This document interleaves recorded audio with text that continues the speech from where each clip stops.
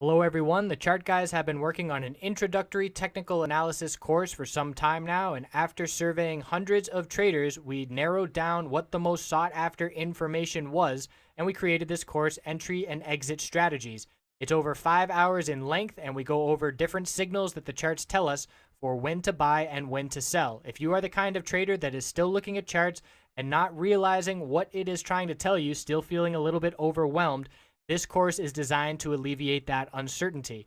So the course outline, we're going to go over the psychology of trading, establishing a game plan, recognizing the different indicators signaling bullish and bearish entries, being able to identify support and resistance levels, poor entries where traders make mistakes and how to avoid them, exit target, knowing where to sell your positions, where to place stop losses to keep those losses minimal, my personal preparations, how I get ready for the trading day, and then piecing it all together, looking back at everything we just learned and applying it to the real world.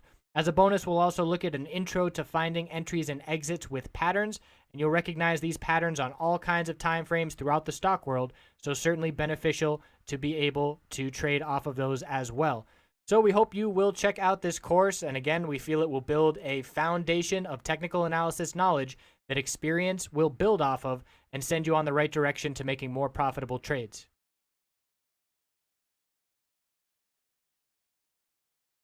Hello everyone, checking in on SPY daily, weekly, shorter term time frames. Bulls in full control, extremely strong, close at the high of the day to end the week. And this is the highest we've seen the RSI in quite some time, but as we know, blue sky breakout, the RSI does not mean as much in the overbought conditions. So the bulls are showing tons of strength. This is the strongest we've seen the market since Brexit, and it even rivals that bounce and strength. And we're looking for more here. The last thing you want to be doing is saying, okay, we're overdone. It's got to pull back now. And that's because we're not seeing the signals. Now, we can have that belief that there's going to be some consolidation in the short term because we're extended to the upside. That's fine.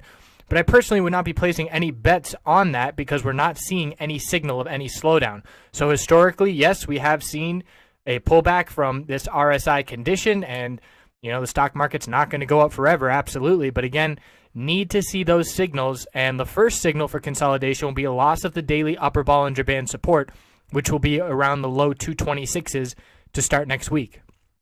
Need to remember we've got the Fed next week on Wednesday, and with the odds, the percentage odds of the fact that we see a rate hike in this announcement are very high, and the fact that the market is doing this, showing this strength, that shows a lot of confidence, and in my opinion, it's already priced in, the rate hike.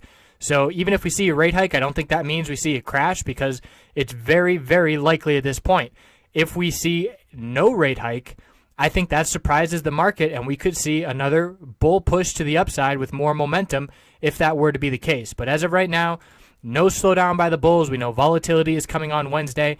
Weekly chart is in full-on breakout mode. That's the strongest weekly candlestick we've seen since that Brexit bounce. And it's the second strongest we've seen in 2016, really, although that buying of the dip in January was very significant. But either way, it's certainly one of the strongest candlesticks, and we're looking for more next week. There's no reason not to be at this point. So let's look at the shorter-term time frames. 5-minute chart. If you remember the video, if you watch these videos daily, yesterday we were looking at the 100-period moving average support on the 5-minute time frame. We bounced off of it first thing. We bounced off of it on the pullback, so we knew to be watching that level. Today, or on Friday, I should say, look where we bounced off of pre-market, and then we didn't even touch it all day. Bulls in full control, and look at the strength at the end of the day. It was a pretty slow day overall, but a ramp up in bull volume, a breakout, and a close at the high, and then after hours, the bulls continued to show strength and continue to the upside. So the hourly time frame, full control. We haven't even tested the hourly 20-period moving average in 2 days. And the last time we did test it, we rocketed to the upside. So that's going to be a key support going forward. Exponential moving averages are still support, and we are extremely strong. So bulls in full control, and we'll see how long that continues into next week, and we'll see what the reaction to the Fed on Wednesday is. Upper Bollinger Band daily support, as long as we're above that level, we are in full-on breakout mode on the daily time frame. I appreciate you watching. Have a wonderful rest of your weekend.